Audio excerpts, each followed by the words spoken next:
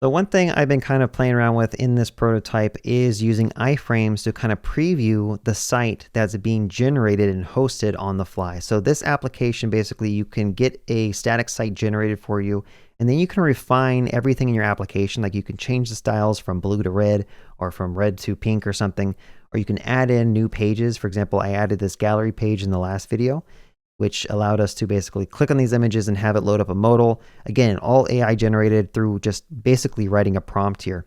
And then I also have this button, which allows you to refine an individual page. But in order to securely have the website that we're building be previewed on this page was by using something called an iframe. So if I were to hover over this whole page, kind of inspect it, if I scroll up, you'll see that there's something called an iframe here. And this actually points to a localhost 3001 location. So when I try to switch from the gallery page to the home page, what that's actually doing is I have this React shell application, and that's sending an event to the iframe. So you can actually have the parent page communicate with the iframes by sending events up and down. I do believe that's the only way you can kind of communicate with them. So this right here, this little widget, this is in my React application, my TanStack start application. And as I switch different pages, that dispatches an event down to my iframe. And then my iframe is listening for that navigation event. And it basically just changes this URL to be something else. So like, it's almost like we have a web application inside of another web application. Now, how does this actually work? If I go to my project ID route over here, so projects, project ID, that is basically what we're seeing here.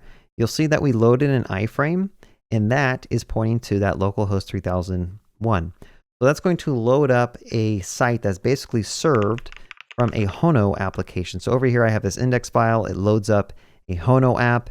Basically, when someone makes a request, I just look at the path that came in the URL, and then I go and I look up the HTML or the CSS or the JavaScript file, and I basically just send it back over to the user. And when this HTML loads, I actually inject a script tag, which I'll talk about in a second. But let's start with the first thing that's very important. So again, going back to this combo box, when I change the value of this combo box, it actually goes and it runs an effect that's waiting for like the path to change. And if that path changes, I then call a method called navigate iframe. So if I click on this method, you'll see that I basically have a reference that's pointing to that iframe, which I think we could see down here somewhere. Okay, so let me go back up. It's right here. There's a reference to that iframe.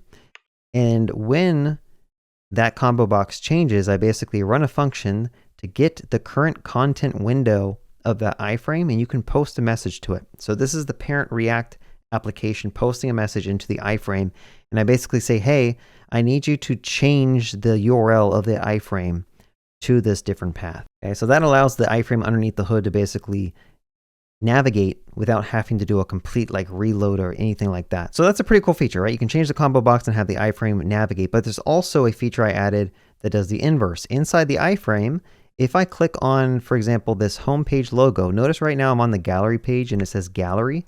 But if I click on this, I have to have the iframe bubble up a message to the parent web application so that my React application can basically change its internal state if someone's navigating around through the iframe. So now the way that works is a little bit different. There is an effect that's basically listening for messages on the iframe. So down here, there is a add event listener message. And when a message comes up from that iframe, I basically look to see where that iframe origin was coming from. So right now it's hard-coded that like localhost 3001.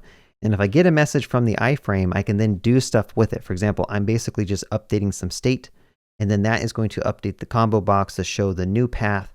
And it almost seems like I have one coherent application, but in reality, I have two completely separate web applications communicating with each other. Now, there is one secret sauce to getting this working. If I go back to my Hono app, basically when Hono is serving this HTML, I have to inject some custom script tags that basically listen for all page navigation events. So whenever the page navigates inside of the iframe, I basically have this method called send navigation message, which you'll see here does a window.parent.post message. So this is doing a message from the iframe back up to the parent. And again, we're just saying what the new path is. And this is going to get invoked whenever someone clicks on a link. So that's how the logic currently works. I'm not sure if this is the best way to do it. I'm guessing there's probably some lower level DOM way to listen for route changes instead of having to listen to links. But right now, there's just like this hacky way of basically saying if any A tag is clicked go ahead and get the href and then like parse it a little bit. And then we can go ahead and send off that navigation message back to my React app. So my React app can kind of update this combo box and also update some internal state, because again, when I want to refine a particular page, I use the internal state of the path for this editing refinement. So all in all, it works pretty good. It is a little bit buggy. I'm noticing that sometimes when I navigate using the combo box, like for example, the styles all break here. So I think there is a little bug with how this is set up, and I need to kind of dive into the implementation details of it and kind of tweak it. But I think this is a really cool starting point. So hopefully you learned a little bit about iframes and how you can actually have an iframe in your application communicating with your parent application and vice versa.